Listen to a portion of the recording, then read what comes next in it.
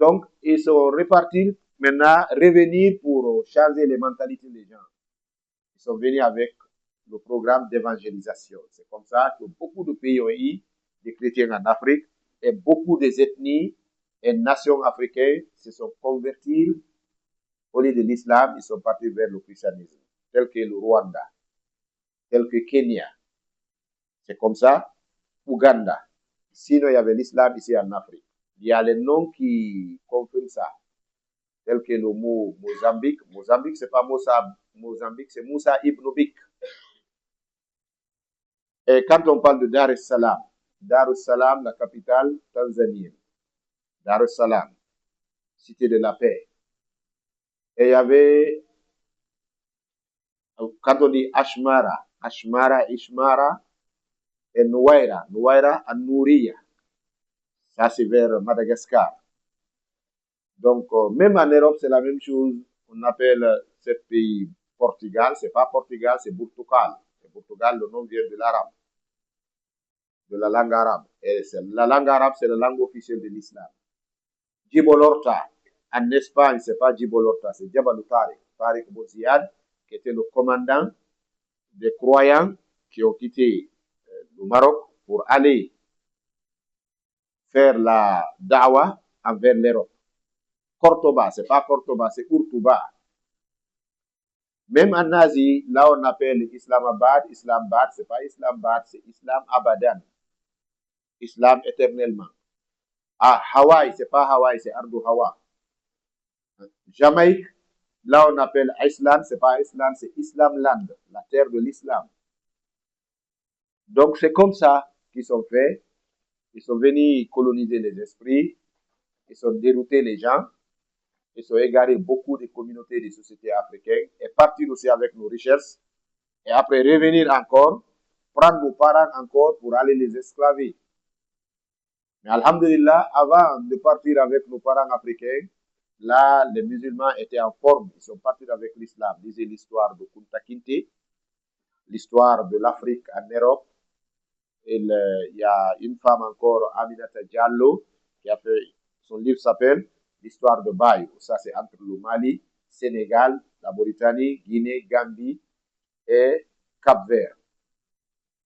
Comment ils sont venus arracher les gens, partir avec pour les esclaver. Mais ils sont partis avec l'islam. Il dit il y avait les Malanjans et les Malangans. Les Malangans, c'est l'ethnie origine des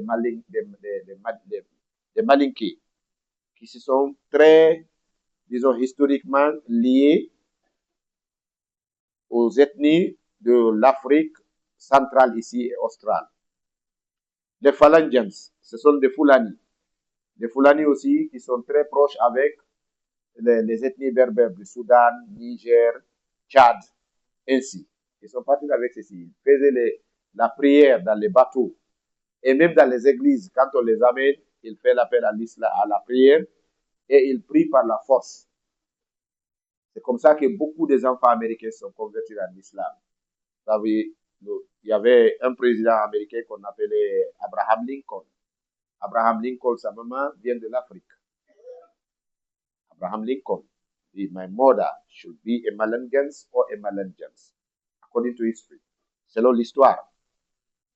Elle a beaucoup cité Ghana, Gambie et la Guinée. Ghana, Gambie et la Guinée, pour être l'origine de sa maman. Il y avait beaucoup. Le premier juge, donc, l'Amérique a connu. Après, l'Amérique a connu lorsqu'on a construit les maisons de jugement qu'on appelle les cours, les cours d'appel, cours de quoi et quoi et quoi. Le premier juge était un Africain du Kenya. C'est son nom dont le président, l'ex-président américain détient comme ça, Al-Mubarak. Al-Mubarak Boma. On a enlevé Al-Mubarak, on appelle maintenant Barack Obama. Donc ça, c'est l'histoire. C'est pas nous qui avons écrit ça, c'est eux-mêmes. Il y a des musulmans qui ont écrit ça, mais il y a aussi des non-musulmans, comme le cheikh Abu Khadija. Il est de la Philadelphie, lui, il est américain. Comme, disons, Rosie Garaudy lui-même, et comme George Banachov, ainsi que Robert Clark, qui a fait l'histoire du Ghana. Il a dit, avant notre arrivée ici, il y avait La ilaha illallah Muhammadur Rasulullah ici. C'est lorsque Yuri Gagarin a dit, quand il est parti dans l'espace, il a appris des mots là-bas, il faut qu'il vienne ici pour voir ça, si ces mots appartiennent à quelle langue. Il dit, à son retour de l'espace, il dit, Wallah, I swear by the name of God, I had them saying, Ashhadu an la ilaha illallah, wa ashhadu anna Muhammadur Rasulullah. Who was saying? I never know. Il dit, en haut là-bas, à l'espace, j'ai appris Ashhadu an la ilaha illallah, wa ashhadu anna Muhammadur Rasulullah. Mais qui disait, je ne sais pas. Et c'est ce qu'Allah a dit dans le Saint-Coran. Il dit, Sanurihim ayatina fil afaq, wa fi anfusihim, hatta yatabayyana lahum annahu al-haq, anna al-Qur'an wahyun min Allah azza wa jalla. Al-Islamu dinun min Allah. ومحمد رسول من الله تبارك وتعالى المسلم هو الذي على ملة الله أنه الحق. Même dans les océans, ils sont partis dans les océans vers l'océan Indien, ils ont découvert là-bas des bois en bas de l'océan, ils sont fait sortir pour voir c'est quelle écriture qu'ils sont trouvés dedans. Il y avait un savant anglais qui vivait en Inde, s'appelle, ok, je vais me rappeler son nom. Il dit, quand ils sont venus avec les bois là, on l'a constaté, ce qui était dedans. Maintenant, les bois, c'est renversé, mais c'est l'arabe. On a vu la ilaha illallah. Mohammed, il y avait mim, ha et mim. Mais le dal, c'était enlevé. Ils sont demandés partout, qui écrit ces écritures-là? Ils disent, ah, c'est ce que les Égyptiens écrivaient avant. Que le blanc a connu l'école. Donc l'écriture, son origine, c'est de l'Égypte. Donc c'est là, ilaha illallah Muhammadur Rasulullah. Tout ça nous rappelle de quoi? Que l'islam, c'est du bonheur, c'est de bénédiction. Et d'attacher à l'islam, essayer d'être un bon musulman, un musulman exemplaire. Faisons l'effort pour l'islam. Ceci est la vérité. Moi, j'ai vécu un temps dans les écoles catholiques. Moi, j'ai maîtrisé la Bible plus que le Coran. J'ai plusieurs débats avec des pasteurs. Je parle le français par l'effort. Je suis diplômé en droit civil en anglais. J'ai mes 2 diplômes en droit civil en anglais. First degree and second degree. Je maîtrise l'anglais plus que le poulard, ma langue maternelle. J'ai l'habitude de faire des débats avec des pasteurs. J'ai plus de 11 pasteurs convertis dans ma main. Un pasteur s'est converti au Togo. En Sierra Leone, plus de 6 et Libéria. Mais lorsque j'étais dans l'école catholique, l'institut a 2 branches dans tout l'univers. C'est en Angleterre et en Sierra Leone. La deuxième capitale, on appelle la ville Beau. Christ the King College. C'est là-bas que j'ai appris la Bible. J'ai vécu 5 ans avec le prêtre, le révérend prêtre. Il a voulu m'enlever, mais alhamdulillah, mon papa était un homme. Toujours le père est plus fort que l'enfant. Al-abu afdalu min al-ibni mahma kana. Liza fa wajibun alayna an nuhibbahum an nuqirra lahumul fadla alayna.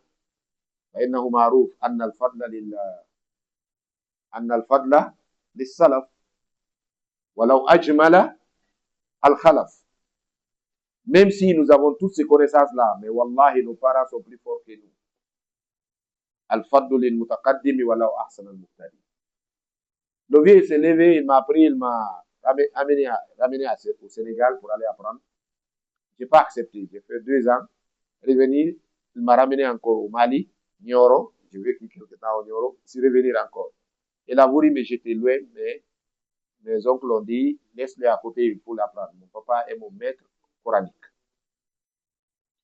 Mais alhamdulillah, lorsque j'étais à l'église, parce que je partais à l'église, j'ai vu beaucoup de choses là-bas.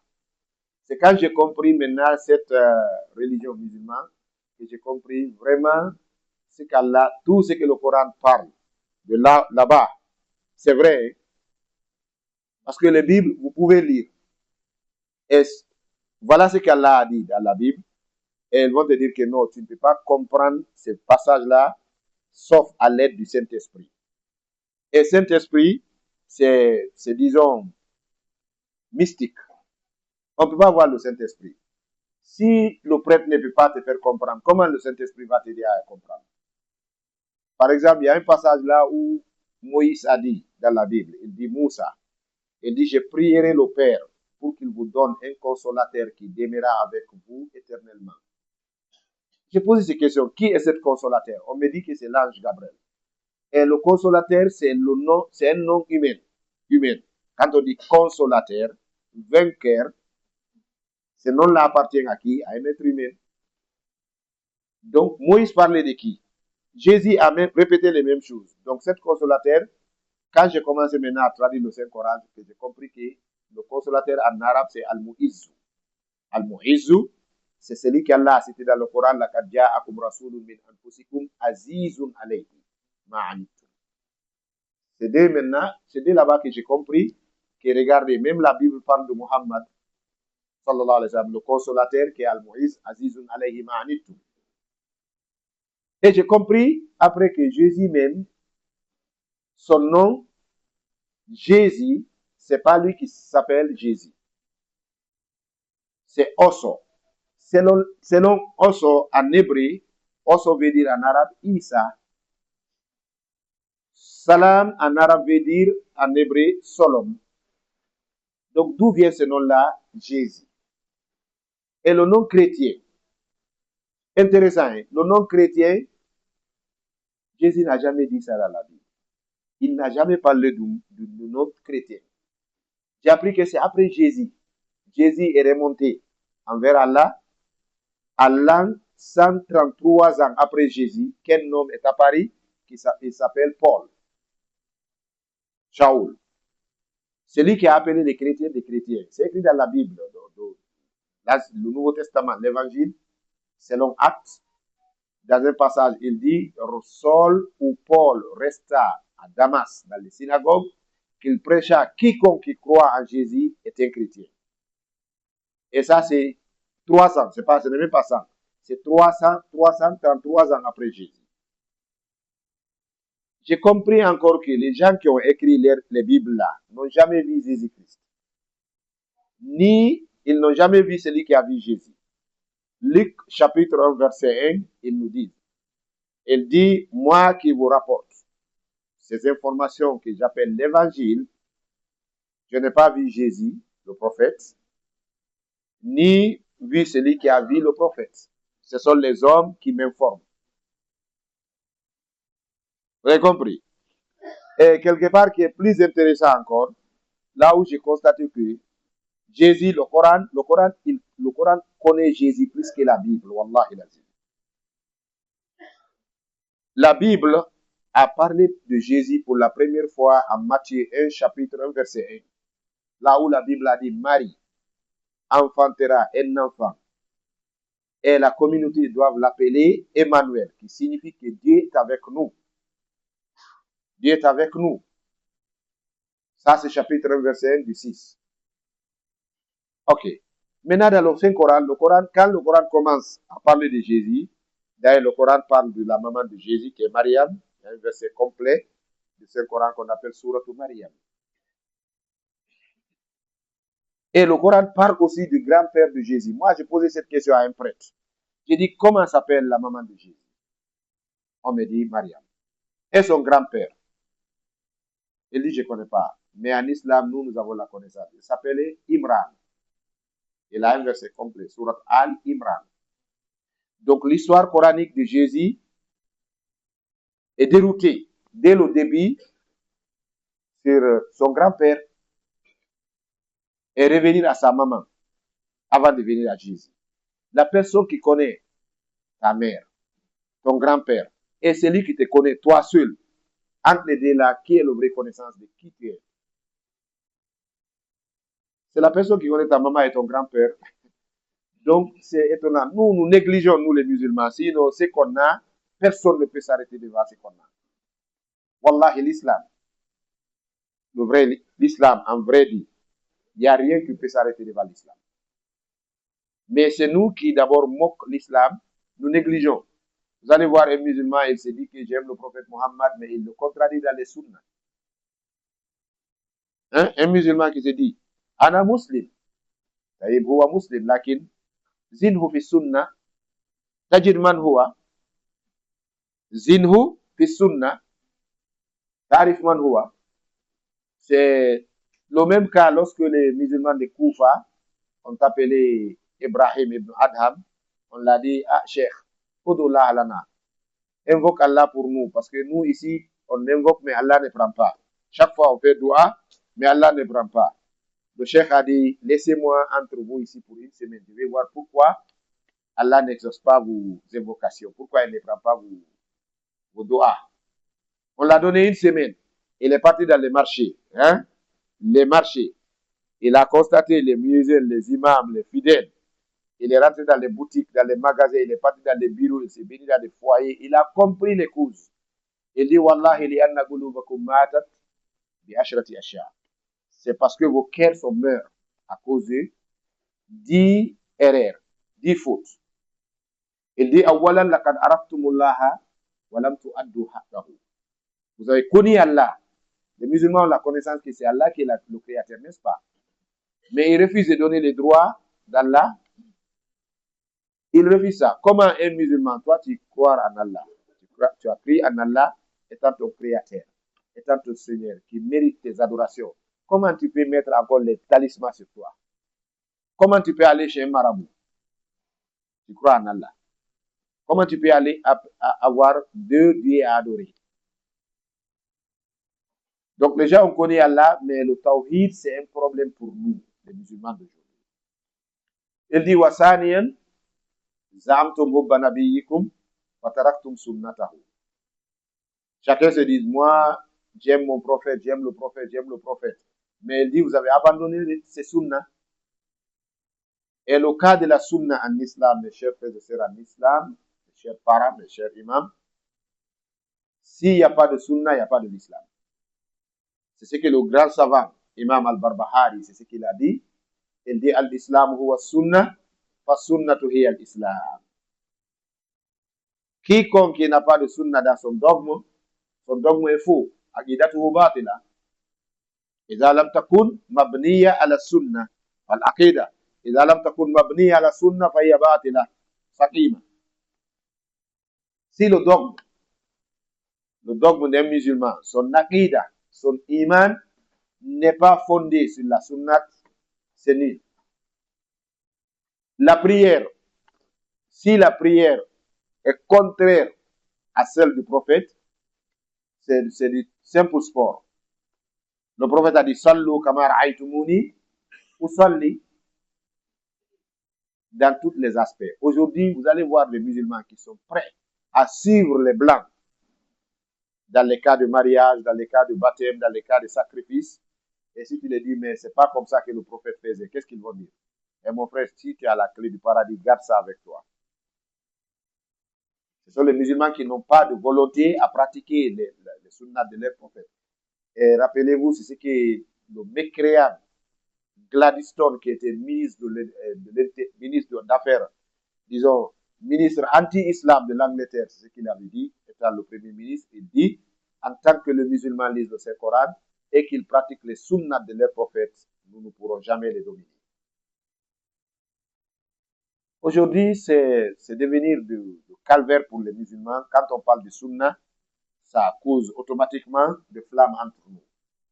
Et c'est ça l'islam. Allah nous a dit, Ati'ullah wa ati'ur rasul. Hein? Il dit, Fa'in tanaza'tum fi shay. Fa'in tanaza'tum. Si vous disputez dans un cas en islam, il dit quoi? Référez-vous. Faruddu ila Allahi wa ila rasul. Faruddu ila Allahi wa rasul. Référez vos disputes envers Allah et le prophète. Référer envers Allah, c'est de faire quoi? Le Saint-Coran. Référer au prophète, c'est de faire quoi? À la sunna. Qui peut faire l'ablution sans sunna? Qui peut prier sans la sunna? Qui peut aller à la Mecque, faire hajj, sans passer par les sunnats du hajj? Donc, la religion est deux. La religion est composée de 2 aspects, al-fara'id wa sunan. Les fara'id, qui sont les actes obligatoires et les sunnat, les pratiques du cher prophète alayhi salatu wassalam. Après, le cheikh a dit encore, pourquoi Allah n'accepte pas vos invocations? Il dit, Ishtagaltum bi uyubin nas wa taraktum uyubakum. Chacun maintenant fait face aux erreurs de l'autre. Il ne regarde pas, lui, ses erreurs. Chacun est là à juger son confrère. Chacun est là à juger l'autre. Si on me demande, Abdallah, qui est mauvais dans cette ville? Je sais, je connais mes attitudes, n'est-ce pas? Balil insan ala nafsihi basira. Mais ce que je veux dire, c'est Oustaz Ouri qui n'est pas bon. Oustaz tel imam n'est pas bon. Maintenant, c'est devenu gangrène entre même les savants de l'islam, entre les oustas.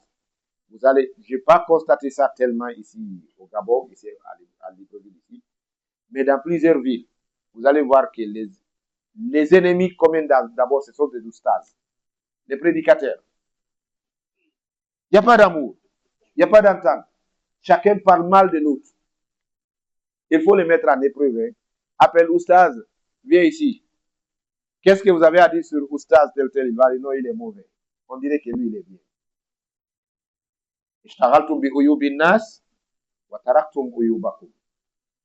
Vous avez l'erreur est humaine, n'est-ce pas? L'erreur est humaine. Le prophète a dit kullu ibn adam khata'un wa khayrul khata'in at-tawwabun. Donc, pour corriger les erreurs, il faut faire face à la personne. Il ne faut pas parler à son absence. Hein? Il ne faut pas parler juste pour lui faire haïr de chez les gens. Hein? Pour démolir ses caractères, pour lui faire du mal. Il faut parler à l'avantage de quoi? De bien-sens. Allah dit ahsinu, inna Allah yuhibbul muslimin. N'est-ce pas? Donc, c'est ce qui était normal, mais aujourd'hui, les musulmans, regardez comment nous sommes divisés, comment chacun, qu'est-ce que chacun parle de l'autre. Il n'y a pas d'entente. Et le Coran est là, la Sunna est là, l'islam est devant nous. Nous avons un seul Qibla, nous avons un seul livre, nous avons un seul prophète. Notre titre est unique, Al-Muslimoun. Al-Muslimoun, ça c'est notre identité. Mais avec tout ça, c'est nous-mêmes les musulmans qui se font du mal entre nous, n'est-ce pas? Nous-mêmes. Et Allah, ce qu'il nous a appris dans le Saint-Coran, c'est d'être bien, même envers les non-musulmans. Vous savez, dans la dawa est très compliquée à faire. La dawa est très, très compliquée. C'est pas de venir crier sur les gens fakat.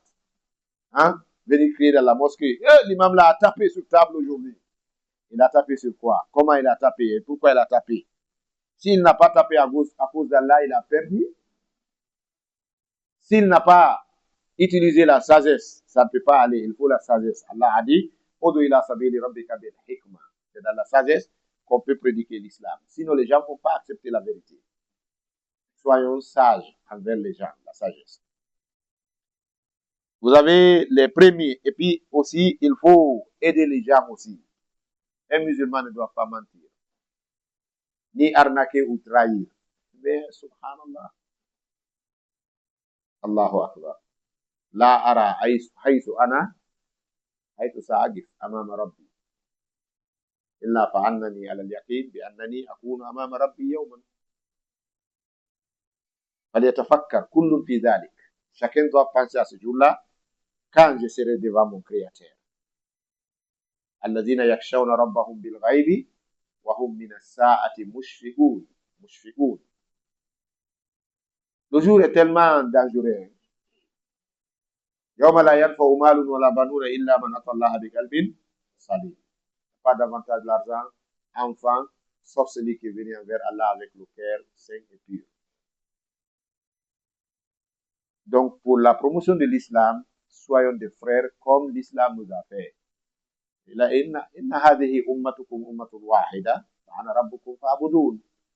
S'il y a un musulman qui a des erreurs, on l'appelle.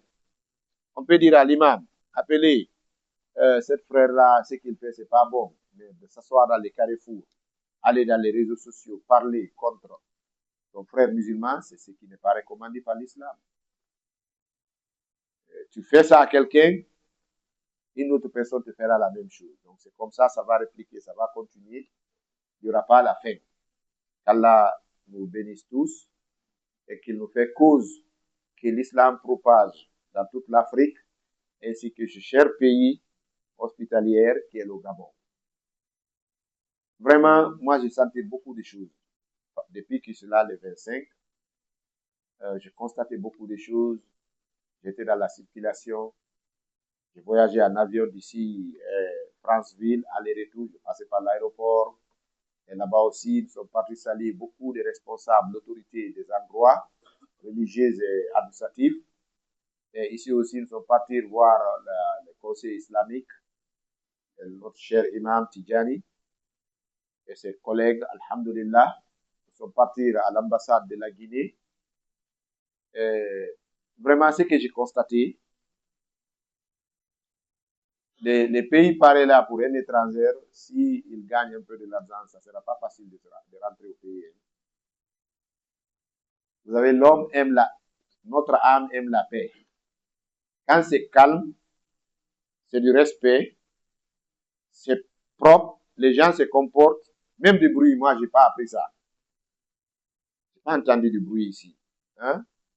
Sauf peut-être à l'aéroport, les avions électriques là. Donc, ce sont les climats qui sont très dangereux pour un étranger. Parce que ça sera pas facile pour rentrer. C'est dit en Poularou qui da sonja. Poutretou qui maïda. Donc, qu'Allah nous facilite les choses. Et qu'il bénisse aussi cette terre. C'est un pays qui est bon pour les fidèles musulmans. Il n'y a pas d'embarras sur les musulmans pour la dawa. Il y a certains pays pour prêcher, c'est très difficile. Rentre ici, sort ici, rentre ici, sort ici, signe. Les signatures vont te fatiguer. Mais alhamdulillah, ici, lorsqu'on a salué l'imam, il dit, on vous donne la clé de tout Gabon pour faire la prêche. C'est intéressant. Il dit, les frères qui sont là, on se connaît. La jeunesse qui ont fait cette invitation, on les connaît. Donc, c'est des personnes paisibles, connues par leur avantage pour le pays. Donc, soyez les bienvenus ici au Gabon. Et je ferai ma part, Inch'Allah, de faire tout possible, même si c'est à l'aide de mes frères, en Guinée pour inviter Imam Tidjani ou d'autres imams, Inch'Allah, en Guinée. À notre tour, on va le faire. C'est comme ça qu'on a invité Dr Abdul Majid en Guinée 3 fois. C'est lui, il a été le premier à m'inviter à Kinshasa, il suis venu. Il a invité Oustaz Taïbouba, après, il a invité Oustaz, il m'a invité, après on a fait, il est parti 3 fois en Guinée. Actuellement, là où je parle comme ça, Dr Abdallah Koueta, le Malien, il est en Guinée. Il fait des conférences comme ça qu'on a créé. Actuellement, il est là-bas. Demain, il sera dans ma mosquée pour prêcher. Donc c'est comme ça, c'est la fraternité. Il faut qu'on se donne les mains.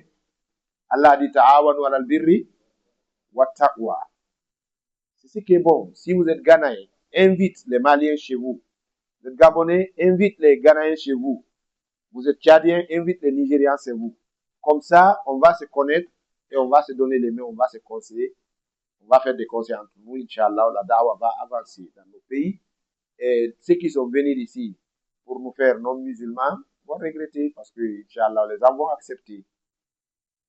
En Sierra Leone, avant la guerre, en Sierra Leone, les musulmans étaient à 38%. Pendant et après la guerre, aujourd'hui, les musulmans sont 75% de la population lyonnaise. Ça avance beaucoup, hein.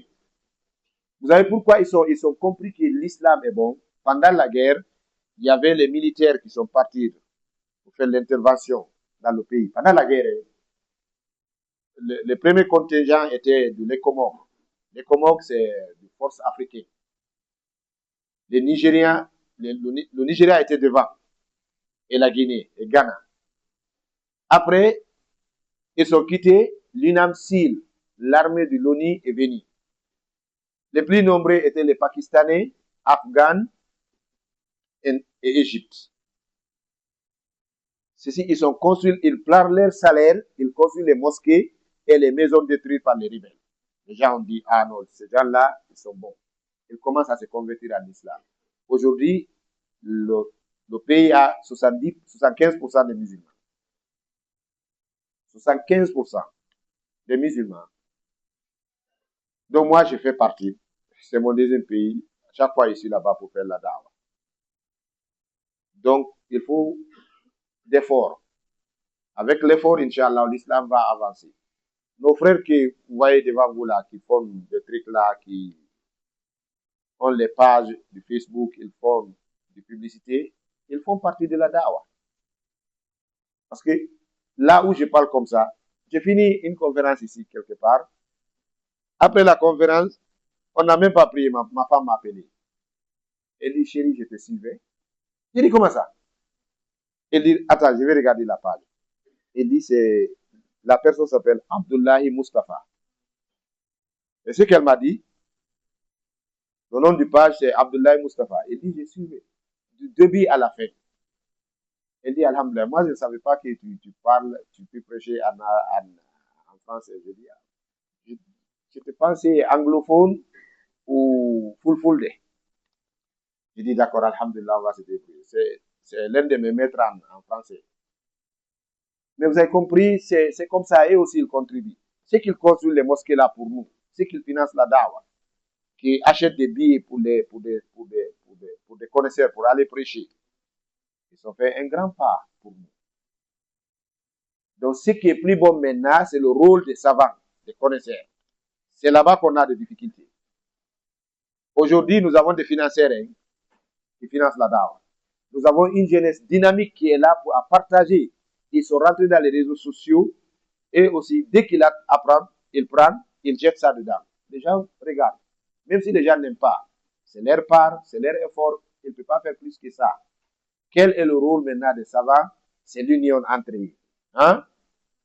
La solidarité, c'est donner les mains, d'être sincère dans la dawa et prêcher l'islam. Mais là-bas, on a des grandes difficultés. Qu'Allah nous aide. Le temps, Inch'Allah, vous a pris. On va me limiter là. Si Ustaz a fini ses commentaires, s'il y a deux ou trois questions, Inch'Allah, je vais prendre. N'oubliez pas, le Ramadan est en route. Dans quelques jours, Inch'Allah, nous serons dans le mois béni, qu'Allah nous donne la longévité. Hein, jusqu'à l'arrivée du Ramadan. C'est ce qu'on a fait aujourd'hui comme sermon, comme khutbah.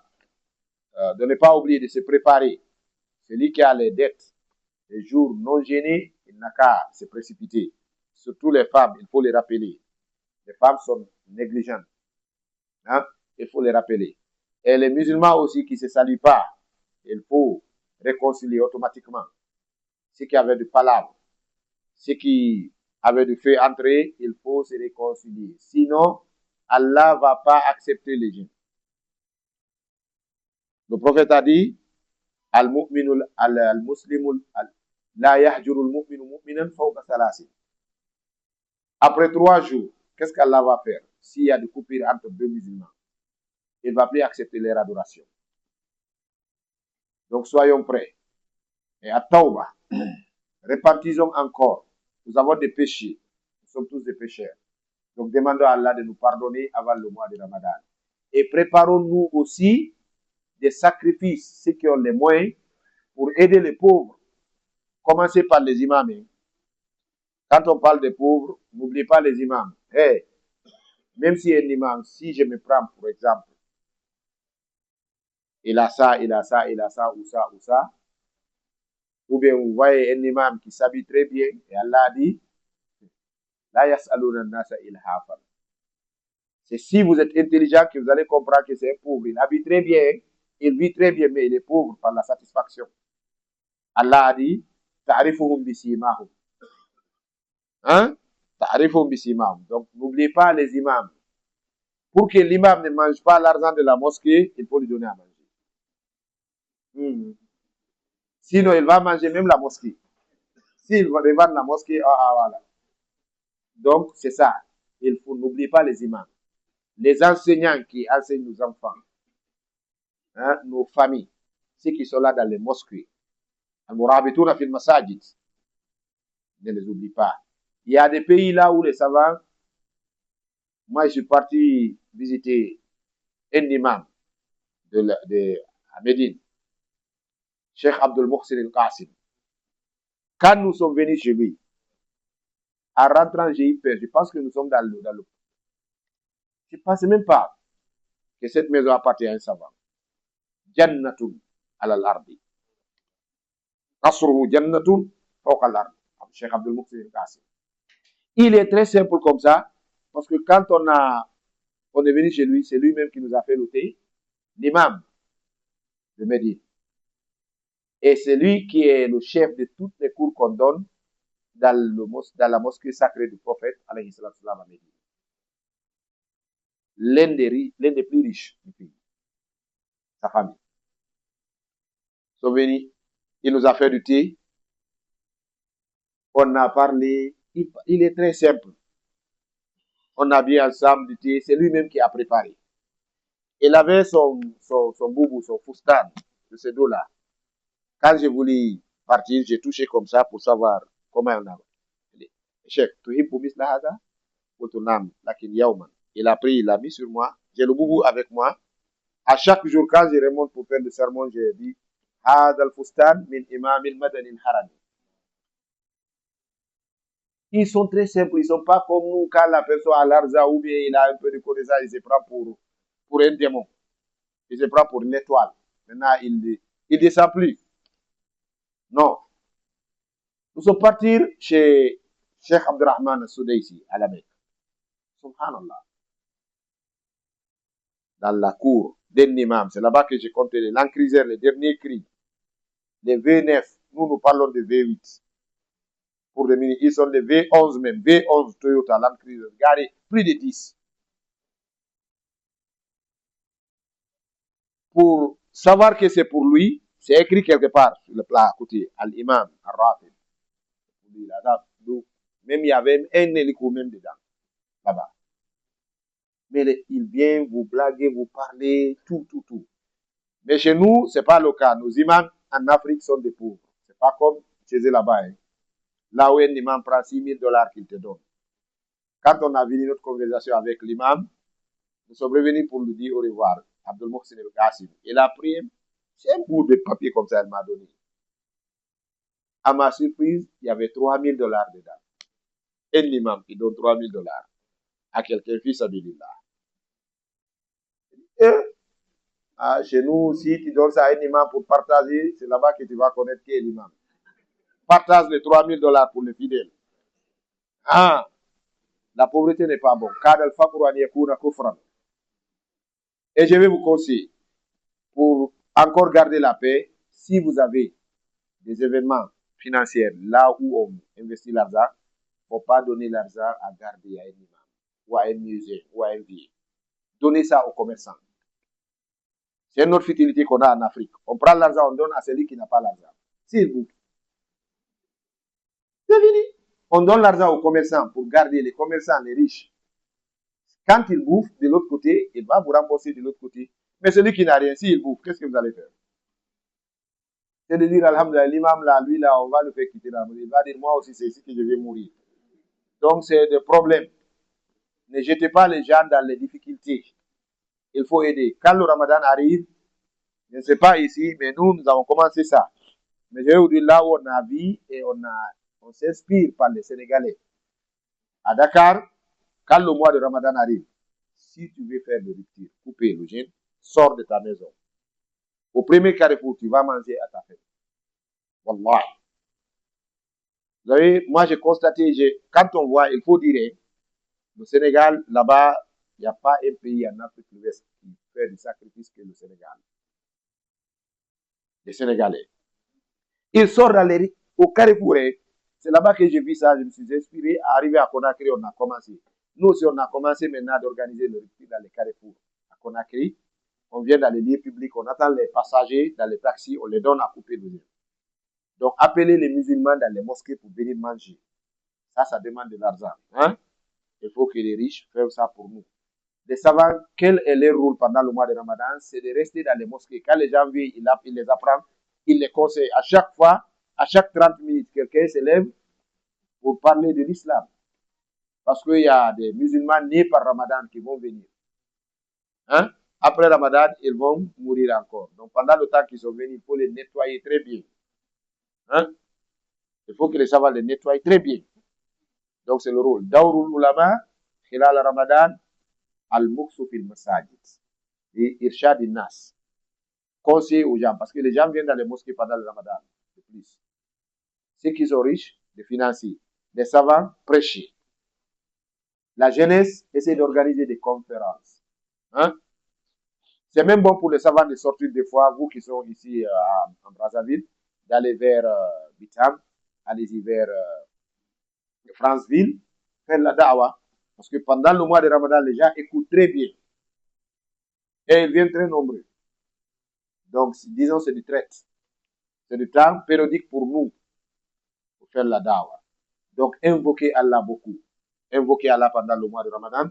Le prophète a dit, as-sa'imu bis-sa'imi inda fitrihi da'watullah turad. Invoquer Allah, surtout à dua fi Ramadan, yurja an yuqbal. Et en priant, je vais vous dire quelque chose qui fatigue beaucoup de gens. En faisant l'invocation, invoquer pour l'autorité, prier Allah d'aider l'autorité, de les guider, hein, et de faire aussi instrument pour notre bénéfice, notre intérêt. Il ne faut pas maudire l'autorité. C'est pas bon. Hein. Nous, en tant que musulmans, à la manhaji ahli sunnat wal jama'a, nahnu ma'murun bid-du'a'i li ashabi as-sultan. Imam Ahmad bin Hanbal a dit, il dit, moi, je prierai Allah pour l'autorité, car leur bonheur, c'est mon bonheur. Imam Shafi'i a dit, il dit, moi, je prie pour l'autorité. Il dit, même s'il me reste une seule invocation à invoquer, je vais faire ça pour l'autorité. Il dit, pourquoi? Si l'autorité devient bien, c'est bien pour tout le monde. Donc, Ahl-Sunnat al-Jama'a, la yal'anouna al-umara. La yal'anouna. Allana, shay'un la tuf'al. Ahl-Sunnat al-Jama'a, bari'ouna min dhalik. Insulter l'autorité, les maudire, venir sur le mimbar, insulter, parler mal de l'autorité, ça, c'est pas notre disons, c'est pas notre manhaj. C'est pas notre méthodologie. C'est pas notre dogme. C'est pas notre akida. C'est pas notre, disons, méthode. Même si le chef, l'autorité, il n'est pas musulman, il faut prier pour lui. Allahumma aslih ra'i wa ra'iyya. Allahumma ahdihim. Allahumma shaddid khutahum. Allahumma ja'alhum ruhama. C'est bon. Il ne faut jamais maudire ton enfant, ton voisin et ton autorité. Si Allah accepte, qui va souffrir? C'est toi-même. Ton enfant, tu lui maudis, c'est fini pour toi. Hein? Ton voisin, c'est la même chose. Il va t'embêter. Ton autorité aussi, il va t'embêter. Donc, priez qu'Allah les guide et qu'Allah les fasse de bonnes personnes envers nous. C'est ce que l'islam nous enseigne. C'est bien compris? Bien compris, mais d'autres pas, il y a beaucoup de gens qui vont dire, ah, Oustaz, là, peut-être lui aussi, il a bouffé. Mais qu'est-ce que j'ai bouffé? C'est la même souffrance que vous. Quelqu'un m'a dit ça une fois quand j'ai dit respecter et obéir à l'autorité, il ne faut pas les insulter, il faut faire droit pour eux. Il m'a dit, pour l'armée, donc il m'a dit kogonga miɗo maɗɗi ko maɗɗiɗa ko ande wotere tampere wotere ndende maɗɗiɗa no gasam no maɗɗi baba nde. Je lui ai demandé, vous avez combien de femmes? Il m'a dit, il y a une seule femme. J'ai dit, ah mais regarde, moi j'ai 3 ou 4. Miɗo maɗɗi tampere ɓurma ɓe mi ñamminta ɓe no ɗuɗi ɓuri ko ñamminta ko kono koko moƴƴata kon ko ɗum wowlete. Wa qulu linnasi husna. Wota goɗɗo wuudu haala bonka en tant que moƴƴa no heddi. Kana yuminu billahi wal yawmil akhiri falyaqul khayran aw liyasmut. Donc, je vous remercie encore et je remercie les imams de cette mosquée. On m'a parlé depuis Franceville de cette mosquée, l'imam qui est là, les imams qui sont là. Vraiment, qu'Allah vous récompense. Et qu'Allah vous bénisse de plus. Hein? Vous êtes aimés quand même. Les gens ont confiance en vous. Qu'Allah fasse ça de notre vie. C'est bon quand les musulmans ont confiance à un musulman, c'est bon pour lui. Qu'Allah vous bénisse. Qu'il continue à nous faire cause pour la propagation de l'islam ici en Afrique et ici au Gabon, surtout ici au Gabon. En tout cas, moi, j'ai beaucoup aimé le pays. Seulement, j'ai peur de dire ça pour que la famille ne prenne pas ça, me disant qu'il va chercher peut-être 5e ou 4e au Gabon pour rester là-bas. Donc, Inch'Allah, j'ai beaucoup aimé. Qu'Allah vous récompense. Salam alaikum wa rahmatullahi wa barakatuh.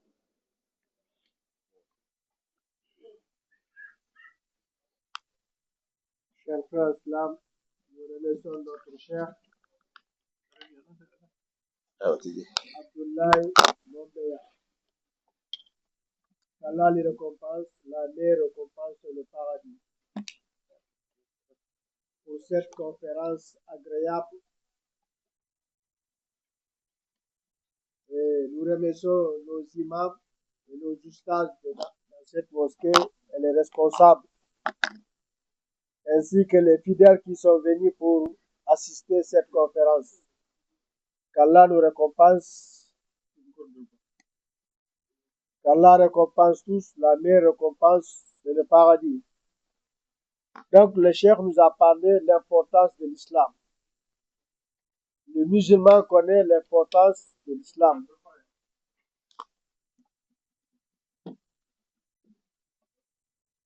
Donc,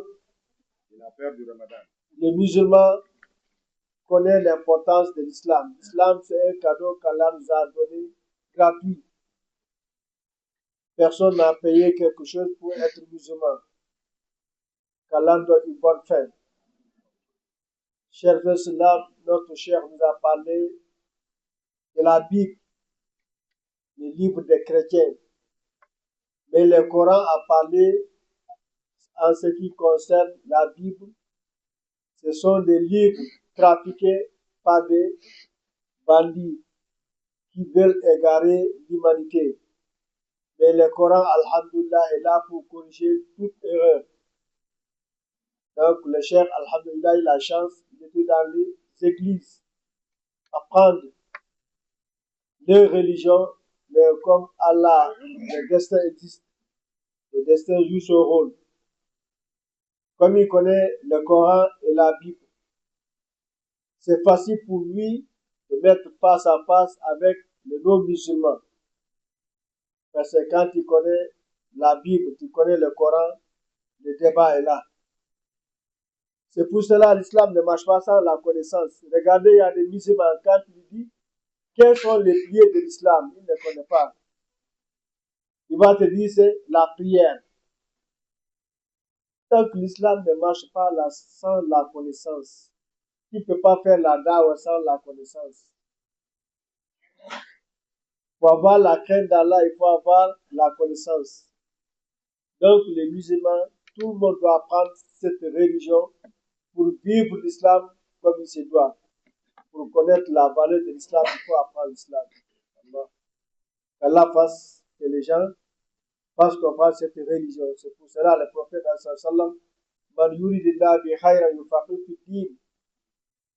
celui qui Allah veut son bonheur dans la vie de dunya et l'au-delà, il va lui faire comprendre cette religion, la compréhension de cette religion. Donc, il faut qu'on apprenne l'islam pour vivre l'islam. Donc le cheikh nous a donné beaucoup de conseils, surtout au niveau des Gabon. Nous les musulmans au Gabon, on doit fournir beaucoup d'efforts, surtout aider les imams et les enseignants coraniques. Et les gens qui entretiennent les mosquées, qui nettoient les mosquées, qui lavent les mosquées et qui dorment dans les mosquées, qui sont dans le besoin. Surtout pendant le mois de Ramadan, il y a beaucoup de choses à faire pendant le mois de Ramadan. Donc, les gens qui Allah a donné des moyens, il faut participer. Donc, Inch'Allah, comme nous avons l'heure déjà arrivé, donc le cheikh a déjà deux questions pour répondre. Comme le temps est déjà arrivé, on va s'arrêter là, Inch'Allah, qu'Allah récompense tout le monde. Qu'Allah donne Yatul Firdaus. Nous remercions notre cheikh Abdullah Mwambeya.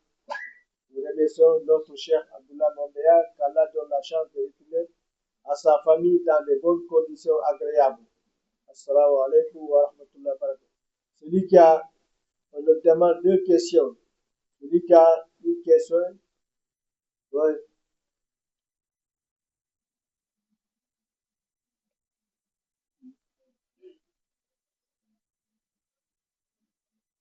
Il n'y a pas de question. Oui.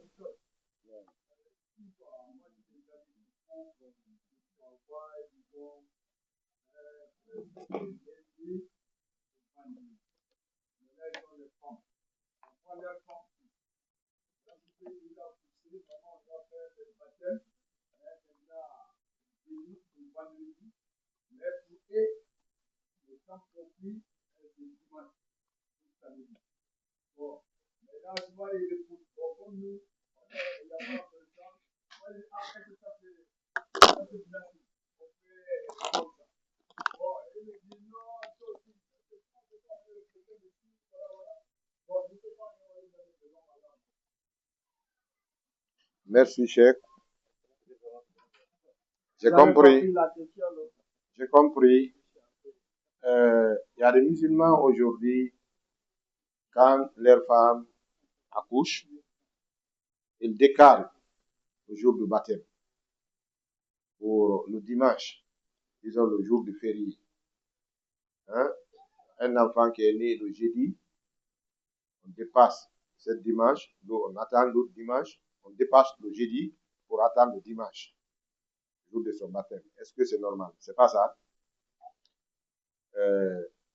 C'est Bismillah wa sallallahu wa sallam ala nabiyina Muhammadin wa alihi wa sallam. C'est ce qu'on a dit tout à l'heure quand on citait les paroles de notre cher Ibrahim ibn Adham, le savant, qui a dit Inna du'a'akum la yustajabu li ashrati ashya min bayniha annakum za'amtum hubba nabiyyikum wa taraktum sunnatahu. Parmi les défauts des musulmans aujourd'hui, c'est de contradire la sunna, ce que l'islam nous enseigne. Et ils font ça volontairement, hein, même pas par erreur. Le prophète alayhi salatu wassalam a dit yu'aqqu anil mawludi fi yawmi sabihi. Le baptême d'un enfant, c'est le 7e jour de sa naissance. 7e jour de sa naissance. Il y a deux contradictions. Il y a des contradictions un peu lésées et ce qui est grave. Donc, l'oustaz, le frère a demandé décaler 2 ou 3 jours juste pour tomber dans les jours du week-end. Ça, c'est des contradictions très graves en islam. C'est des infractions en islam. Le prophète a dit, le baptême de l'enfant doit être de la 7e jour de sa naissance. Maintenant, l'erreur qui est lésée, un peu lésée dedans, il y a certaines, quand l'enfant est né, disons, aujourd'hui c'est le vendredi.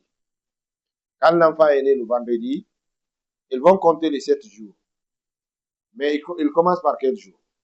Ils disent samedi 1. Samedi 1, dimanche 2, lundi 3, mardi 4, mercredi 5, jeudi 6, n'est-ce pas? Oui, ok. Ok. En tout cas, c'est qu'il commence par le jour même que l'enfant est né. S'il est né le vendredi, on dit vendredi 1. Quel jour sera la 7e jour? C'est le jeudi. Si on commence le samedi, c'est quel jour qui sera le 7e? C'est le vendredi. Et ça, c'est de l'erreur. L'enfant est né le jeudi. Quand on va dire que ma femme a accouché, qu'est-ce qu'on va dire? Elle a donné naissance à un enfant le jeudi. Donc, l'enfant est présent dans ce monde le jeudi. Donc, commence par le jeudi. Dès que tu sortes le jeudi, ça va revenir le vendredi. Le prophète n'a pas dit fi tamami usbu'ihi. Il dit fi yawmi sabi'ihi. Le prophète, c'est 7 jours qu'il a compté. Il n'a même pas parlé de semaine. Yu'aqqu anil mawludi fi tamami usbu'ihi. Le prophète n'a pas dit ça. Il dit fi yawmi sabi'ihi. Dans la 7e jour de sa naissance. Donc c'est comme ça aussi, quand un homme meurt, cette période de ces femmes, on commence le jour qu'il est mort. Il est mort le lundi, on dit lundi 1. L'enfant est né le jeudi, il faut dire jeudi 1, vendredi 2. Il est né le vendredi, commence par le vendredi. Et le 7e jour sera le jour avant, le jour qu'il est né. Donc c'est ce qui est normal. Mais cette erreur-là, c'est pas tellement grave, c'est du système du décomptage qui cause beaucoup de difficultés pour les gens.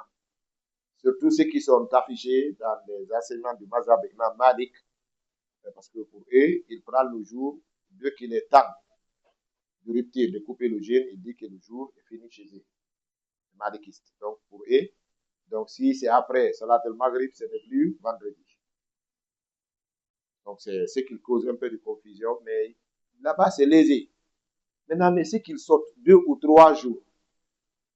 Ça, ce n'est même pas d'erreur, c'est de contradiction. c'est de foutaise envers Allah tabaraka wa ta'ala. C'est de provoquer Allah et son prophète. Omar bon Abdelaziz, il dit man khalafa sunnata amdan jallattuhu. Quiconque qui contradit la sunna avec volonté, je vais le sicoter. Parce qu'il faut ramener les gens envers les pratiques du prophète alayhi salatu wassalam. Donc, oustaz, les gens qui font ça, ils sont dans l'erreur, ils sont dans les contradictions. Il n'a qu'à avoir crainte à Allah tabaraka wa ta'ala et respecter les enseignements de leurs prophètes en tant que musulmans. Salam alaikum wa rahmatullah. Non, c'est bon, regarde. Le temps est arrivé. Le temps est arrivé maintenant. Pardon, s'il y a le temps, Inch'Allah, on verra. Mais prenons. Ok. Nam. Est-ce qu'on peut demander Dieu de faire tout ce qui vous a au paradis. بارك الله فيك. سؤال مهم جدا. هذا السؤال جاء مصدره الموضوع. شيخ سليمان. تفضل. تفضل. Excusez très fort. Lui, ce n'est même pas mon frère, c'est mon fils.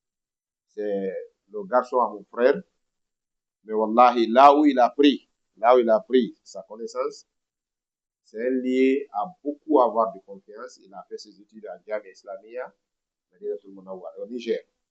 Jamia Ifriqiya, Niger. Donc ça, c'est leur faculté. La question là vient de leur branche. On va lui remettre le micro, il va répondre. Hein? Salam alaikum. Ardo. Fadal. Ardo. Yalla, jaa. Fadal. No dagi ka goɗɗo wiya yalla naadu julɓe ɓe ko aljanna andi yette jalloɓe ɓe maɓɓe shiyano ton e ɗuma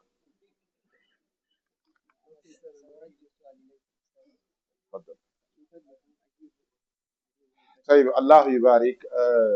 Mes chers frères, cette question-là est une question très pertinente, très importante. Wallahi. Nous remercions Allah qui nous a donné facilité à laisser nos frères poser la question. Est-ce qu'il est bon de dire, de demander à Allah de faire entrer tous les musulmans au paradis?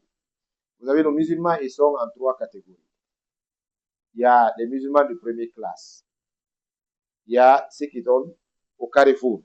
L'autre pays de l'autre côté, l'autre de l'autre côté. Il y a aussi les musulmans qui sont 7 titres de l'islam, mais ils ne sont pas dans la voie droiture. Minhum muqtasidun. Minhum muqtasidun. Wa minhum sabiqun bil khayr. Wa minhum zalimun li nafsihi mubin. Wa minhum zalimun. Wa minhum muqtasidun. Sabiqun bil khayrat. Hein? Ceux qui sont injustes parmi les musulmans.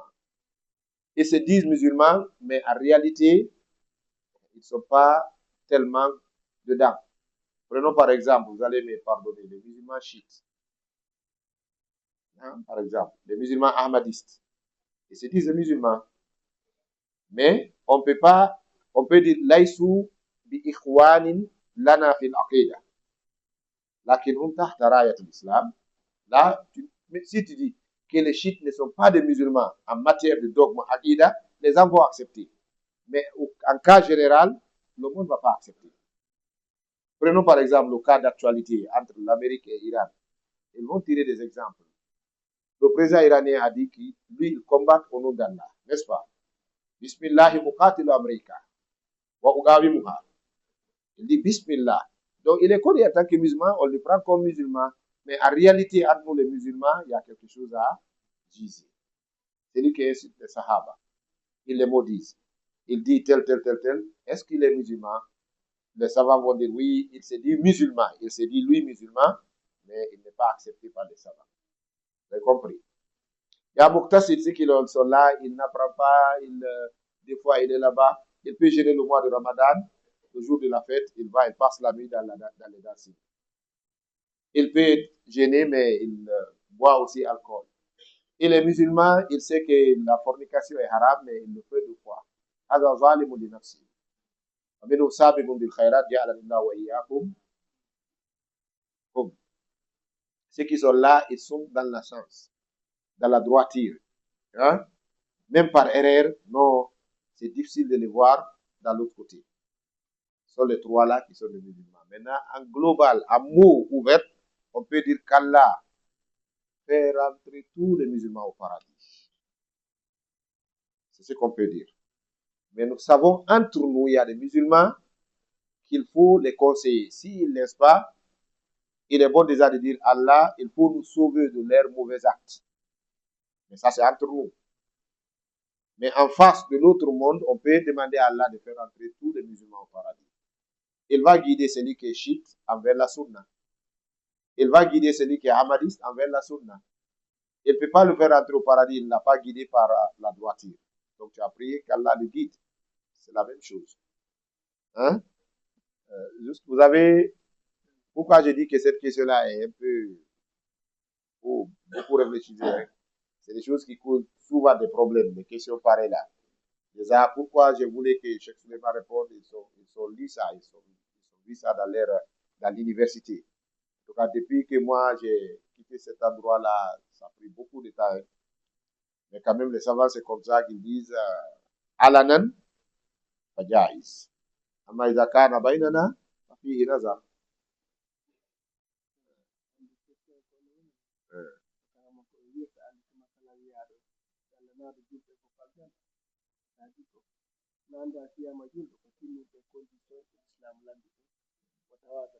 Yete micro diabolo. Hey, moi j'ai bien compris la question de la posée. J'ai bien compris cette question. La question est claire. Il n'y a rien dedans qui est un peu... Il n'y a pas de flou dedans. Est-ce qu'il est normal de dire, demander à Allah de faire entrer tous les musulmans au paradis? Quand on dit tout, c'est tout. Donc, ce qu'il y a entre nous, il y a des questions à poser. Si, dans le cercle de l'islam, dans l'aqida, quand on parle d'aqida, on peut dire que les savants disent non. Hein? Mais publiquement, devant cette masse, devant le monde, on peut dire ça. Qu'est-ce qu'Allah va faire? Avant de faire entrer le musulman qui n'est pas correct, il va le guider d'abord envers la vérité. Ana Allahumma adkhilhum jami'an al-jannah wa ihdi man huwa dallun minhum. Hein? Donc c'est ce qui est là-bas. Cheikh Ousseymine même avait répondu à cette question. Parce que le Fatawa al-Muhasira, la question est là-bas. Allez-y regarder pour ceux qui ont le livre. Al-Fatawa al-Muhasira. هل يجوز أن ندعو الله لجميع المسلمين؟ قال نعم إذا كان علنا فجائز فإذا كان فيما بيننا فيه نظر. Donc la question est bien répondue. Salam alaikum. Nous excusons pour, on a dépassé le temps, mais à cause des questions là, bon, comme la question est vaste, il faut qu'il réponde comme il se doit. Il y a beaucoup de pensées, des arrière-pensées sur beaucoup de gens. Et comme le chef a dit, Alhamdulillah, qu'Allah accepte les gens.